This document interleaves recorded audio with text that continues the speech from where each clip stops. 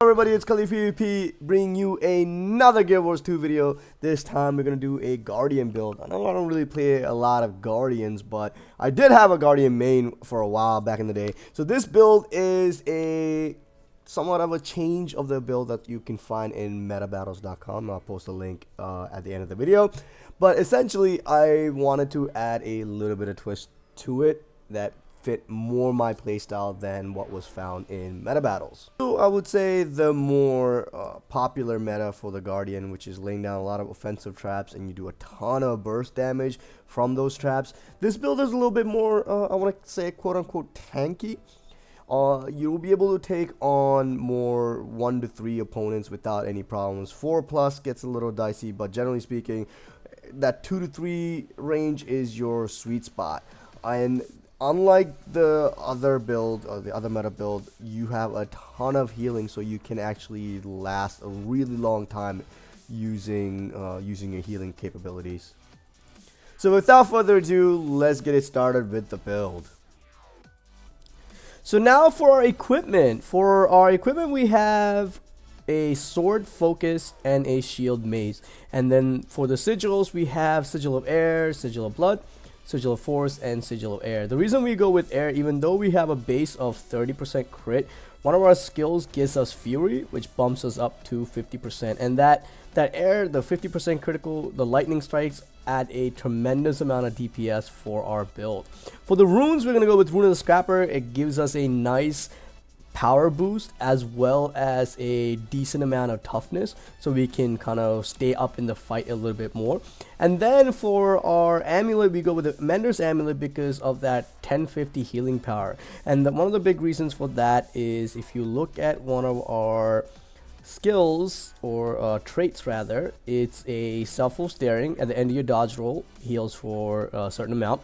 With Mender's, it heals for 1000, but if you switch to something, let's just use Berserker, with it's 129. So you can see, you know, we're not really losing that much in terms of power. So you can see like the power right here, and it's a power based 2225 versus 2375. And then, you know, even though we get a little bit of a crit boost, so if we look at Marauder, for example, we get a little bit of more crit boost with it.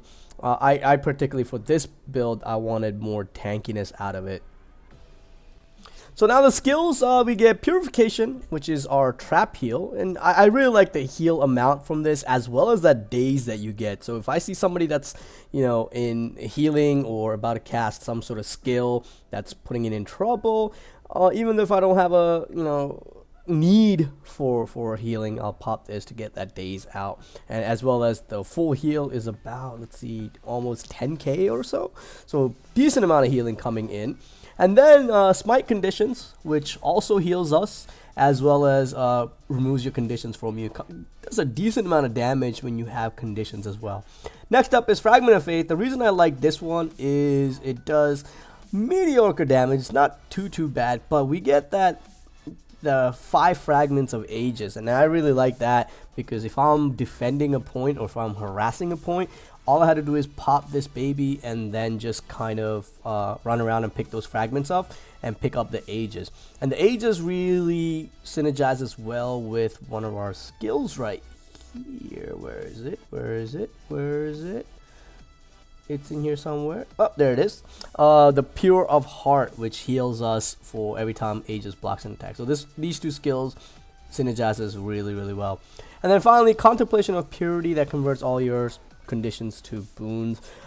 You could switch this out. I particularly like this because it is a stun break, as well as gives you a nice 2k heal, gives you fury, and completely gets rid of the conditions you have.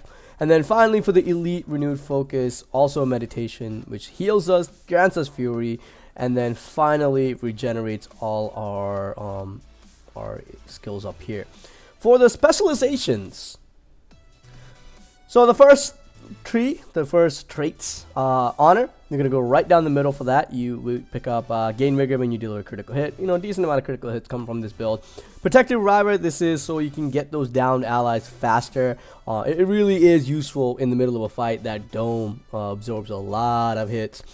We talked about selfless daring. Anytime you dodge, you gain healing, and I really like to use this when I'm in the thick of fights and I see a lot of teammates around. You know, that dodge gives a good chunk of healing back. And then Pure of Heart, we talked about this as well. Aegis heals when you block an attack. So again, synergizes well with Fragment of Fate. And then finally, Writ of Persistence. Symbols last longer, are larger, and heal allies. We have a couple symbols in our builds. Actually, both our things have symbols that we can use, and it's a little. The healing isn't too much, but it is a nice buffer in terms of being able to lay that symbol down and know that you have a passive heals, or not really passive, but somewhat passive heals coming in. The second one, Valor, we're gonna go up to the middle one, Smiter's Boon. Whenever you use a healing ability, use smite conditions. So with this, you know, when you lay down your trap, you pretty much auto cast a version of smite conditions that gives you a healing. So you're getting the initial heal is almost about 4k initial heal, plus the smite conditions, plus the fury and all that, as well as the damage. So I really like this one over the others. You get Courage's Return, which your courage is recharged when you revive or an ally or when you rally. So again, comes in really synergizes as well with Protective Reviver.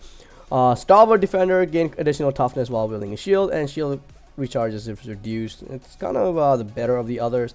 I know a lot of people want to use strengthening numbers for the extra toughness, but again, in my personal opinion, Stalwart Defender, you gain, you know, plus 240 versus 150. It just seems, you know, kind of a given to use.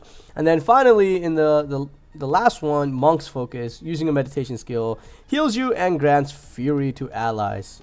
We have a lot of meditation skills, so this one is probably one of the best ones we can pick up.